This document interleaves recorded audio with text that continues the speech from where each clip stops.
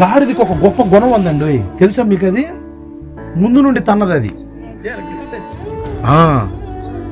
ముందు నుండి తంతే బాగా కొంచెం ఎదగుడు దెబ్బ తట్టుకోవచ్చు. వెనక నుండి తన్నితే మన తెలంగాణ భాషలో చోర చోర అయితే అంటారు.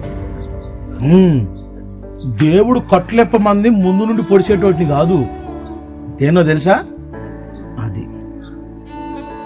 మనలో చాలా మంది సేవకులు ప్రారంభంలో బాగానే పోతారు, భయము లేదు దిగులు లేదు అనుకుంటూ పోయి ఆడకు పోగానే గాడిదని చూడగానే వామ్మో అని చెప్పి ఇప్పుడు దేటి కోసం ఎదుగుతారు తెలుసా?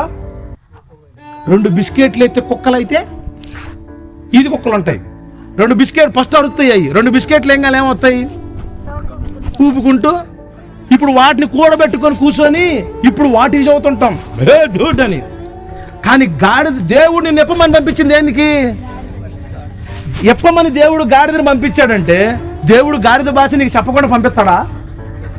చెబుతాడుగా. ఇప్పుడు మనకు వచ్చింది ఏ భాష? దేన్ని చెప్పాలో ఆ భాష. ఇప్పుడు మనం దాన్ని ఏటి దగ్గర ఉపయోగిస్తాం? అర్థమైద్దంటారా? అప్పుడు ఏం చేస్తాం తెలుసా?